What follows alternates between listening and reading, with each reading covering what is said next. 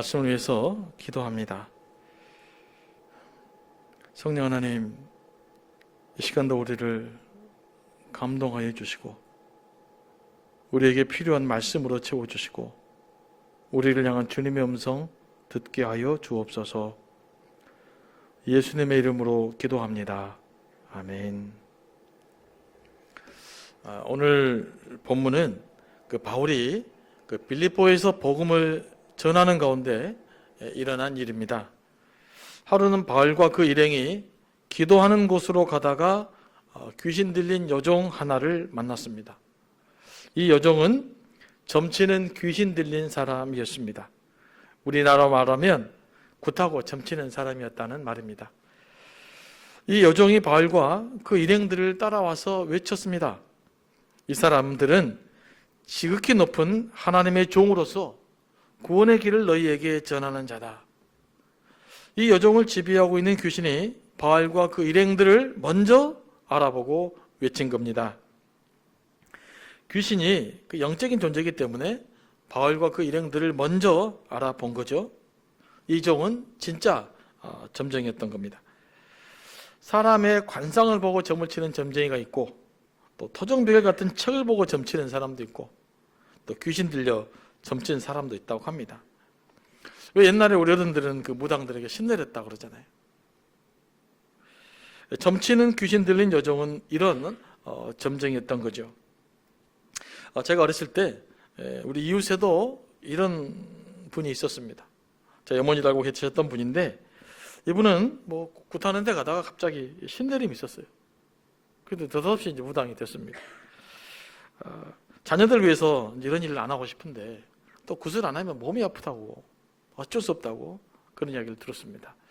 저는 이제 그분을 좀 무서워했거든요. 왜 눈에다가 녹색 이렇게 발라고 다니셔가지고 조금 좀 이렇게 있잖아요. 좀 무서워했는데, 이제 알고 봤더니 그런 그 사연들이 있었습니다.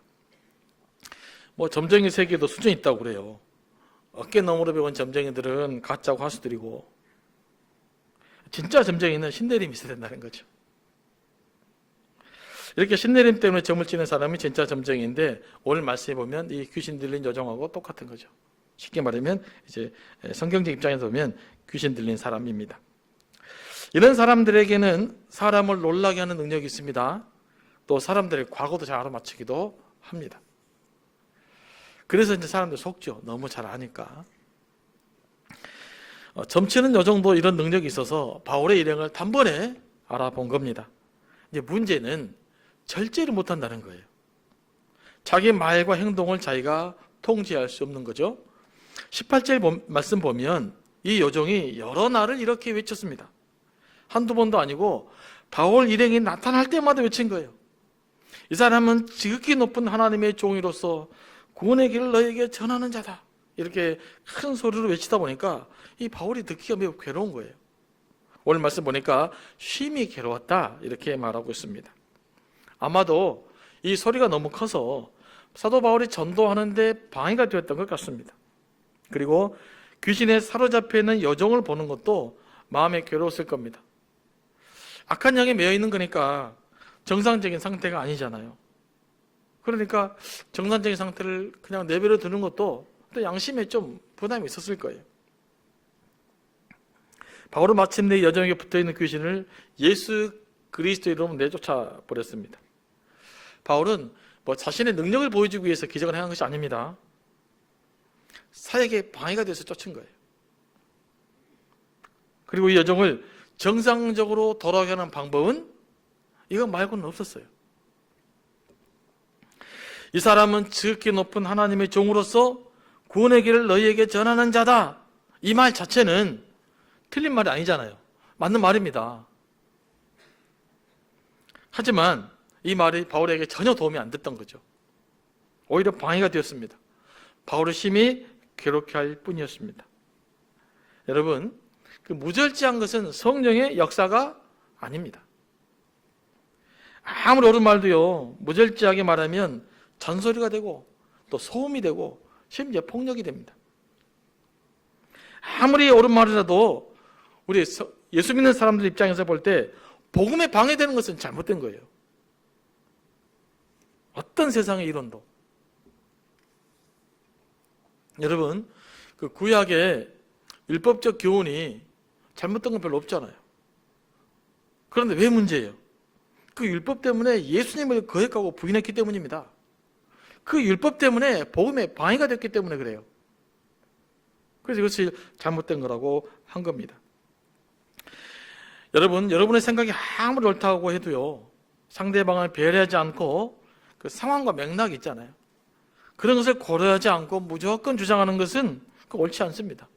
이런 것은 귀신도 하는 일입니다. 오히려 어찌 보면 귀신에게 더 가까워요.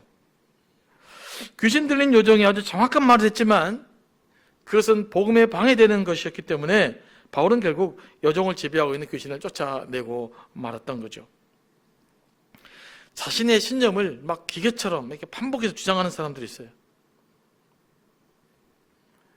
이런 사람들은 다른 사람들의 말을 전혀 들으려고 하지 않기 때문에, 그리고 자기 주장만 되풀이하기 때문에 뭐가 안 됩니까? 대화가 안 돼요. 또 그뿐만 아니라 이런 분들은 자기 주장을 관철시키기 위해서 수단과 방법을 가리지 않고 폭력도 폭언도 서슴없이 합니다. 그리고는 자신의 행동을 정당하다고 주장을 해요. 상당히 황당한 것 같죠? 그런데 이런 일들이 우리가 벌이고 있는 일이에요. 잘못된 신념에 사로잡힌 사람처럼 위험한 것은 없습니다. 잘못됐는데 신념이 생겨버렸어요. 그럼 잘못을 정당화시키고 마음대로 행동할 거 아닙니까? 그래서 이 잘못된 신념에 사로잡힌 것이 가장 위험한 거예요. 여러분, 성경은요, 여러분의 신념을 교정하는 겁니다. 다시 말씀드립니다. 성경은 여러분의 신념과 생각과 사상을 교정하는 것이지 여러분의 생각과 신념과 사상을 강화시키는 것이 아니에요. 우리는 끊임없이 말씀을 통해서, 끊임없이 복음의 원리를 통해서, 끊임없이 예수 그리스도를 통해서 우리의 생각과 우리의 신념과 우리의 사상을 교정받아야 돼요. 이 기능이 매우 중요합니다. 그래서 성경인 거죠. 그래서 정경인 거예요. 기준이란 말이에요. 그러므로 이 남들이 들어주든지 말든지 그 내 주장만 하는 사람은 조심해야 되고, 나도 그럴 수 있으면 조심해야 돼요. 아, 내 주장은 내가 좀 과하게 하고 있다. 그러면 빨리 깨달으셔야 돼요. 지금 내가 오버하고 있구나. 내가 좀 잘못하고 있구나. 이런 것을 빨리 깨달으면 좋죠. 이데올로기나 거짓된 신념에 사로잡힌 사람도 이 점치는 귀신 들린 사람과 별발로 다른 것이 없어요. 그러지 않습니까?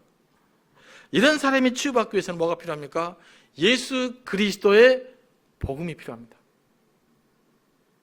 진짜 가치 있는 것을 만나야 돼요. 정말 생명을 주는 것을 만나야 돼요. 그래야만 우리가 치유받을 수 있어요. 그래서 우리의 모든 영적인 치유는 예수 그리스도, 그분 안에 있는 거예요. 나보다 가치 있고 위대하고 완전한 분이기 때문에 그래요. 바울은 귀신을 어떻게 쫓아냈습니까? 귀신아 물러나라 이렇게 말하지 않고 예수님의 이름으로 내쫓았습니다. 예수 그리스도의 이름으로 내가 내게 명하노니 그에게서 나오라 그랬더니 즉시로 귀신이 떠났습니다. 그 예수 전도단 YM이라는 선교단체가 있습니다. 여기서 훈련받은 분들과 함께 사역을 한 적이 있었는데, 이분들은 무슨 대적 기도인가 해가지고 좀 특별한 기도를 해요. 이렇게 기도를 하더라고요.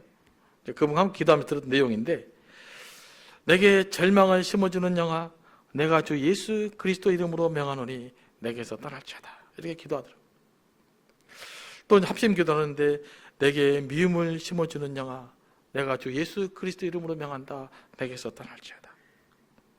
내게 분열과 이간질을 심어주는 영아 내가 예수 그리스도 이름으로 명하노니 내게서 떠날지어다. 나를 형식주의에 사로잡히게 하는 영아 내가 예수 그리스도 이름으로 명하노니 내게서 떠날지어다. 이렇게 기도를 해요. 처음에는 참 별스럽게도 기도한다. 그냥 뭐 기도하면 뭐 이렇게 복잡하게 그냥 맨날 명한다 그래서 할까. 이제 사실 처음에는 좀 그랬습니다. 그런데 이제 어느 날 갑자기 보니까 이 기도가 되게 진지하게 보여요. 나도 한번 해볼까? 그래가지고 제가 이제 이런 선입견을 다 내려놓고 저도 저를 향해서 그런 기도해 봤습니다. 내게 절망을 심어주는 영아 내가 주 예수 그리스도의 이름으로 내게 명하노니 내게서 떠날지어다. 그러니 마음이 너무 위로가 되는 거예요. 저도 그렇게 기도했죠. 내게 게으름을 심어주는 영아, 내가 주 예수 그리스도의 이름으로 내게 명하노니 내게서 떠날지어다. 이렇게 이제 제 개인적인 문제들을 하나씩 예수 그리스도의 이름으로 명하노니 떠날지어다. 그러니까 너무 은혜가 되는 거예요. 그래서 요즘은 그런 기도를 하게 됐습니다만은, 그러면서 한 가지 깨달은 게 있었어요. 야, 다른 사람들의 영적인 경험에 대해서 함부로 말하면 안 되겠다.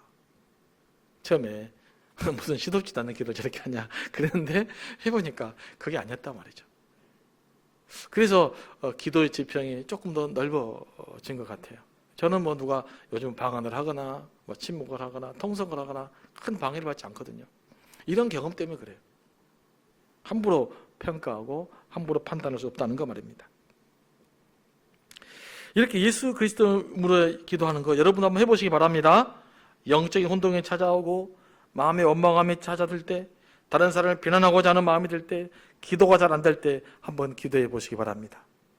그러면 큰 도움이 될 겁니다. 실제예요, 실제 경험인 거니까 여러분 해보시면 실제는 바로 경험할 수 있잖아요. 해보면 돼요. 그런데 다른 사람을 향해서는 이런 기도하면 안 됩니다. 특별한 경우 빼고. 과거에 그랬잖아요. 과거에 우리 이제 치유했던 은사들 많으신 집회하신 분들 있잖아요. 치유 기도한답시고 아무에게나 찾아가서 내가 예수 그리스도의 명하는 약한 영아 물러날지어다 이렇게 기도한 분들이 있는데, 여러분 이건 굉장히 위험한 거예요. 또 기도받는 사람의 상처가 받을 수가 있어요. 아니 나는 낫고 자고 있는데 나한테 귀신 들렸다 그러면 어떻게 하겠어요? 여러분 심리적이고 정신적인 문제는요, 섣불리 귀신 들렸다고 말하면 안 됩니다. 그런 분들 만나면 악령에 사로잡힌 것이 아니에요. 그냥 아픈 거예요, 아픈 거. 그러면 치유해달라고 조용히 기도하면 되는 거 아니겠습니까? 우리가 환자를 위해서 기도할 때는요, 단순히 성령께서 치유해 주시기를 기도하면 됩니다. 그리고 그 응답은 누구에게 속해 있는 거예요? 하나님께 속해 있는 거니까 그 결과는 누구에게 맡기면 됩니까? 하나님께 맡기면 돼요. 우리가 기도할 때 우리가 흔히 저지르는 실수는 뭐냐면요, 그 결과를 내가 만들려고 그래요. 내가 책임지려고 그래요. 그러니까 무리한 그 기도를 하게 되는 거고. 옛날에 무슨 뭐 그런 치유 집회 하시는 목사님처럼 자기가 안 넘어갔으니 네가 나쁜 뭐 X 해가지고 넘어뜨리고 막 그랬잖아요. 그러면 안 되는 거 아니겠어요? 그렇다고 또 아무나 예수님의 이름으로 명한다고 해서 능력이 나타나는 것은 아닙니다. 성령의 능력이 없고 성령의 감동이 없는 사람은 아무리 예수님의 이름으로 말해도 능력이 나타나지 않습니다. 믿음이 없으면 능력이 나타나지 않아요. 그런데 능력이 없는데 뭔가를 해보려고 하면 나중에는 쇼도 하게 되고, 그러다가 이단이 되고 사이비가 되는 거죠. 우리 나라의 그 한참 이단들을 유명했던 분들 있지 않습니까? 그 이름을 거론하고 싶지는 않는데, 그분들이 무능했던 사람들은 아닙니다. 다 은사도 있었고 막 병도 고치고 막 그랬던 분들이에요. 그런데 이분들이 어느 날 갑자기 그냥 살짝 넘어가셔가지고 본인이 그냥 예수님 역할 해버리고 그냥 그러다 보니까 문제가 되는 겁니다. 여러분, 다 역사가 있는 사람, 능력 있는 사람이 이단이 되고 사이비가 되는 거예요. 언제? 순수하지 못하게. 성령의 능력을 성령께 맡기지 못하고 그것을 내 것으로 만들려 보면 그때는 이단이 되고 사이비가 되고 그러는 거예요. 우리를 통해 일어나는 모든 믿음의 역사는 누가 일으키는 겁니까? 예수 그리스도가 일으키는 겁니다. 예수께서 나를 통해서 역사하는 것입니다. 언제요? 주님의 때, 하나님이 필요할 때. 우리는 그 믿음을 가지고 기도하며 나아갈 수 있어야 돼요. 이 사실을 잊어버리면 우리는 거짓과 오만함의 길을 걷게 될 것입니다. 바울이 이제 점치는 여종에게 붙어있는 귀신을 쫓아버렸는데 이 일 때문에 큰 문제가 생겨요. 무슨 문제가 생깁니까? 이 여종에게서 귀신이 나가버렸어요. 그러니까 여종에게 무슨 일이 난 거예요? 점치는 능력이 빠져나가버린 거죠. 그런데 이 주인이 이 여종을 통해서 돈을 많이 벌었어요. 아마 용한 이제 점쟁이다 보니까 사람이 줄을 섰을 거예요. 요즘도 줄 섭니다. 얼마나 줄 섰겠어요. 돈을 많이 벌었는데 치유받고 나니까 점을 못 치네요. 그러니까 주인에게 손해가 발생했어요. 그래서 화가 난 주인은 그 지역 사람들을 동원해서 바울을 잡아다가 고소했습니다. 19절에는 장터의 관리라고 되어 있는데, 장터의 관리라고 하면 조금 오해 소지가 있고요. 정확한 표현은 광장, 그 로마의 치안 해당되는 그 도시들은 다 광장이 있었어요. 광장의 치안을 담당하는 사람이었던 거죠. 거기에다가 고발을 하게 됩니다. 그러니까 이제 해결해 줘야 되지 않겠습니까? 이 사람들이 뭐라고 고소합니까? 20절 후반절 말씀입니다. 이 사람들이 유대인인데 우리 성을 심히 요란하게 하여 우리가 받지도 못하고 행하지도 못할 풍속을 전한다. 이렇게 이제 고발을 합니다. 이 내용을 좀 무슨 말이냐면요, 바울과 실라가 잘못된 풍속을 전해서 로마의 법과 질서를 어지럽힌다고 고발하는 거예요. 이래야 이제 관리가 동원되지 않겠습니까? 그러자 무리들이 일제히 일어나 큰 소리를 지릅니다. 이제 바울을 처벌해야 된다고 말이죠.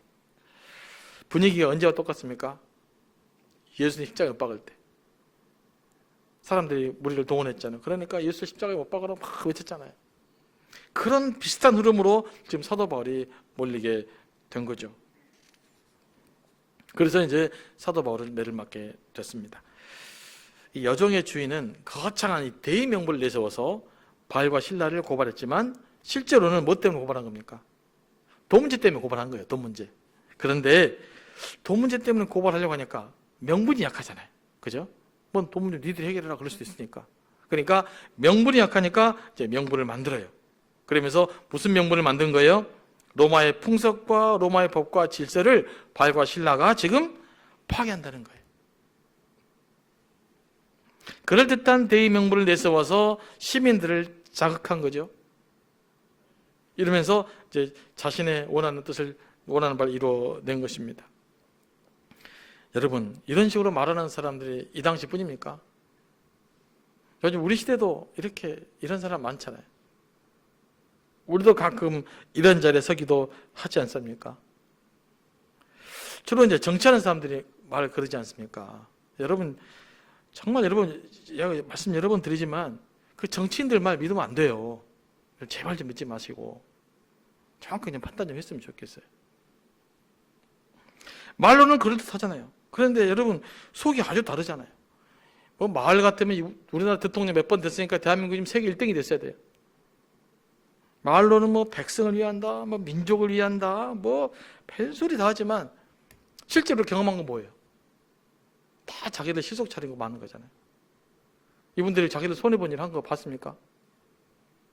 그런데 우리가 속는단 말이에요. 그분들에게 자꾸 누가 되면 뭐 나라가 더 좋아질 것 같고. 여러분, 이제 대선이 가까웠지 않습니까? 기도하셔야 돼요. 선동에 속지 말고 기도하고, 어떤 사람은 그래도 조금 더 성경에 가까운가, 이거 고민해가지고 거기에 따라 좀 투표하고, 그래서 우리 교인들이라도 좀 성숙하게 대선을 좀 치렀으면 좋겠습니다. 특히 우리 교인들은 우리 이제 막 그 자기 정치인들 얼굴 막 그 메시지 같은 거 보내지 마시고, 다른 사람들 하면 괜찮은데 교회는 그리스도에 대한 메시지를 보내셔야 돼요. 예수 생명에 대한 메시지를 보내고 그러지 않겠습니까? 또 이런 말을 또 상처받으신 분들 오해 용서해 주시기 바라고요. 그런 의도로 한 말이 아니라 우리가 지금 뭘 위해 지금 가야 되느냐, 이거 지금 이야기하고 있는 거죠.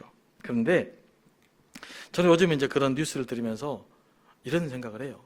정치인들을 보면서 이건 그들만의 리그다. 우리하고는 별 상관없는 것 같아요. 그냥 자기들끼리 차지하려고 아기다툼하는 거죠. 그래서 우리가 이런 부분에 성숙된 의식을 갖고 있으면 더 나라가 좋아질 수 있어요. 우리가 안 속으면 됩니다. 그러면 좋아지게 돼 있어요. 그런데 이런 이중적인 면이 정치인들에게만 있는 것은 아닙니다. 우리에게도 있어요. 우리에게도. 예를 한번 들어볼게요. 여러분, 그 자녀들 공부시킬 때 뭐라고 합니까? 내가 다 니를 위한 것이다, 그렇게 이야기하잖아요. 솔직하게 자녀들만을 위한 겁니까? 나의 자존심? 나의 자부심? 우리의 대리만족? 뭐 이런 것도 들어있지 않아요? 우리 아들이 예를 들면 하버드 갔다 그러면 그냥 기분이 좋잖아요. 이런 우리 내적인 동기도 있다고요. 그런데 우리는 말로는 그냥 소처 자녀들 위해서만 한다고 이야기하지만 그렇지 않는 우리의 모습을 빨리 발견해야 돼요. 아, 이것이 내 욕심일 수도 있다. 이렇게 생각하시면 자녀들과 사이가 훨씬 더 좋을 거예요. 여러분, 우리 자녀들이 굉장히 똑똑합니다. 그렇게 막 말해도요, 우리의 동기를 아까 모를까요? 우리가 생각하는 것보다 훨씬 잘합니다. 그래서 부모와 자녀 간에 불신이 생기는 거예요. 그러니까 자녀들에게 가능하면 좀 솔직하게 말하는 훈련을 하셔야 됩니다. 네가 잘 돼야 네도 좋고 나도 좋다. 그렇게 말씀하십시오. 그렇지 낫지 않겠어요? 그냥 우리는 뭐 대단한 이야기하지만 그렇지 않는 우리의 모습들이 있다는 거죠. 우리가 주를 위한 것이라고 또 교회를 위한 것이라고 말하면서도요, 실제로는 우리 자신의 만족감과 존재감을 드러내기 위한 것도 있잖아요. 그런데요, 한 번 딱 솔직히잖아요. 그러면 그 뒤로부터는 인생이 자유롭고 행복합니다. 내가 감추고 포장할수록요, 더 불안하고 더 불평이 많고 더 공격적이 돼요. 그러니까 오늘 내가 좀 공격적인 것 같다라고 생각하시는 분들 혹시 있을 수 있어요. 그러면 예를 들어 동기를 한번 살펴보시기 바랍니다. 그러면 웬만큼 차이낼 수도 있을 것입니다. 저는 교회는 이래야 된다, 저래야 된다 이렇게 말하는 사람 별로 신뢰하지 않습니다. 아싸리 저에게 찾아와서 목사님 저 이런 거 하고 싶어요 이렇게 말하신 분이 있어요. 저는 그런 분이 훨씬 더 이렇게 신뢰가 가요. 뭐 못할 수 있는 거잖아요. 솔직하게 말하고. 그런데 이제 본인이 뭔가를 하고 싶은데 막 이건 교회는 이래야 된다, 저래야 된다 막 이렇게 명분을 막 만들어요. 그러지 마시고 저 하고 싶은 거 있으시면 직접 이야기하시면 좋잖아요. 깔끔하게 아싸리 그냥 이야기하고 못하면 안 되는 거고 할 수 있으면 하고. 저는 그렇게 가야 된다고 생각을 해요. 그래야 교회가 문제도 알고 해결책도 찾고 답을 찾아야 될 거 아니겠습니까? 돌려서 말하면 답을 못 찾아요. 이해를 못 하니까. 여정의 주인이 고발하는 바람에 바울은 전혀 생각지도 못하게 매를 맞고 감옥에 갔습니다. 귀신 들린 여정에게서 그 귀신을 쫓아내고 그 여정을 사람답게 살게 하는 것이 얼마나 귀하고 가치 있는 일입니까? 그런데 바울은 이 대가로 뭘 당한 거예요? 매를 맞고 감옥에 갇혔습니다. 바울은 선한 일을 하다가 고난을 받은 것입니다. 옷을 벗기고 매를 때렸다는 말은요, 그냥 매 한 대 맞았다, 학교에서 매 맞았다 그 정도가 아닙니다. 옷을 벗기고 매를 때릴 때는 어떻게 때리는 거예요? 거의 반죽음 상태로 때리는 거예요. 바울이 종종 40대에 한 해 가만 매를 맞았다고 그러잖아요. 그게 거의 죽을 지경으로 맞았다 이 말입니다. 그러니까 이런 상태에서 바울과 실라를 오겠다 가둬놓은 거죠. 이 상황에 바울이 처해 있는 겁니다. 그냥 매 좀 맞았다가 들어간 것이 아니에요. 그리고 창고를 완전히 채워놨어요. 도망갈 수 없도록. 이런 상황에서 바울과 실라가 어떻게 합니까? 한밤이 됐어요. 아마 그때 의식이 좀 차려졌는 것 같아요. 그때 하나님께 깊이 기도하고 하나님을 찬양했습니다. 이것도 하나님의 뜻이라고 생각하고 감사함으로 받은 것이죠. 여러분, 이것이 진정한 복음의 능력입니다. 복음의 능력은 그 복음의 능력을 여러분이 부여하게 되는 것이 아니고, 복음의 능력은 어떤 상황 속에서도 고난 가운데서도 하나님을 더 기대하고 하나님을 더 신뢰하고 하나님을 기도하며 하나님을 찬양하는 거예요. 이 복음의 능력이 우리 안에서 회복돼야 될 줄로 믿습니다. 이 능력을 회복해야 돼요. 예수님을 깊이 경험하면 이런 초월적 삶을 살 수가 있습니다.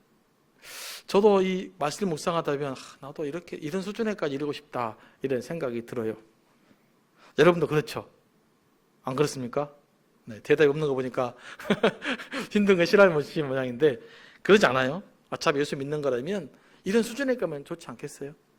그러니까 우리의 신앙의 수준이 바울과 실라를 딱 보면 주님, 나도 여기까지 가면 좋겠습니다. 그런 그 기도가 일어나면 좋겠어요. 바울과 실라는 어떻게 이런 상황에서도 하나님을 찬양할 수 있었을까요? 한 말씀 몇 구절 찾아보겠습니다. 빌립보서 3장 19절에서 바울은 우리의 시민권은 하늘에 있다라고 말했어요. 고린도후서 5장 8절에서 9절 말씀입니다. 우리가 담대하여 원하는 바는 차라리 몸을 떠나 주와 함께 있는 그것이라. 그런즉 우리가 몸으로 있든지 떠나든지 주를 기쁘시게 하는 자가 되기를 힘쓰노라. 바울이 빌립보 감옥에서도 그 모진 고통 속에서도 하나님께 찬송하며 기도할 수 있었다는 것은 그의 소망이 천국에 있었기 때문에 그래요. 천국의 소망을 둔 자는 어떤 고난과 역경 속에서도 하나님께 감사하며 찬양하며 나아갈 수 있습니다. 여러분, 하나님 나라에 대한 소망이 있으십니까? 현재 우리가 누리는 삶이 임시적이고 상대적인 것이라면 천국의 소망은 영원하고 절대적인 것이기 때문에 그래요. 절대적인 것을 갖고 있으면 이 상대적인 것 때문에 우리가 불안하지 않을 수 있는 거죠. 사도행전 20장 24절 말씀입니다. 나의 달려갈 길과 주 예수께 받은 사명 곧 하나님의 은혜의 복음을 증언하는 일을 마치려 하면은 나의 생명조차 조금도 귀한 것으로 여기지 아니하노라.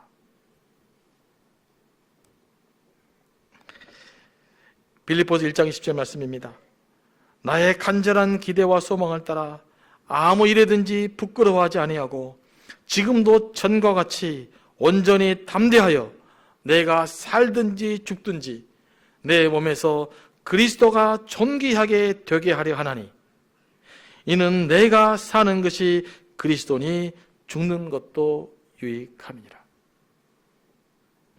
바울의 관심은 오직 천국에 있었고 그리스도를 기쁘시게 하는 데 있었고 그리스도를 존귀하게 하는 데 있었습니다. 이런 바울의 삶의 목적의식, 이것이 있었기 때문에 바울은 두려움 없이 복음을 전했고 감옥에서도 그렇게 하나님을 기대하며 찬송할 수 있었던 겁니다. 오직 하나님을 기쁘시게 하려는 사람, 예수님만을 존귀하게 하려는 사람, 복음의 열정과 사명감에 사로잡힌 사람들은 고난을 두려워하지 않습니다. 고난 속에서도 감사와 찬양할 수 있습니다. 모든 것을 복음을 위한 조건으로 삼기 때문에 그래요.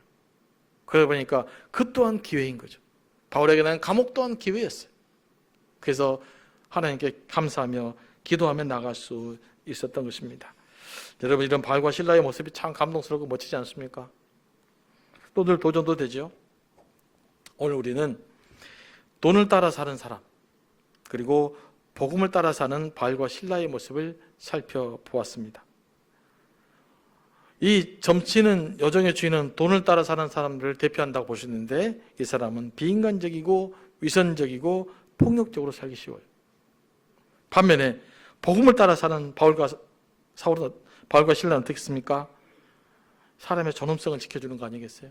귀신에게 사로잡힌 이 여인의 존엄성을 살펴서 귀신을 쫓아내주고 고난 중에서도 기도하며 찬송하며 살 수 있습니다. 여러분, 지금 이것은요 이론이 아니라 현실이에요. 복음은 우리를 회방시키는 능력이 있기 때문에 그래요. 지금도 가능한 일이에요. 먼 옛날의 이야기가 아니라 오늘 지금 우리 삶 현장에서 바로 가능한 일입니다. 우리는 바울과 실라처럼 그렇게 찬송하고 그렇게 기도하고 그렇게 하나님을 기대할 수 있습니다. 오직 주님께 우리 삶을 온전히 맡기면 돼요. 예수 그리스도의 복음의 능력 온전히 받아들이면 돼요. 100% 받아들이면 100% 바울과 실라 같은 능력이 우리에게도 회복되는 겁니다. 그래서 여전히 교회가 이 땅의 희망이고 예수 그리스도가 우리의 희망인 겁니다. 우리도 어떤 환경에서든지 하나님을 기대하고 찬송하고 기도하는 삶을 살아보면 좋겠습니다.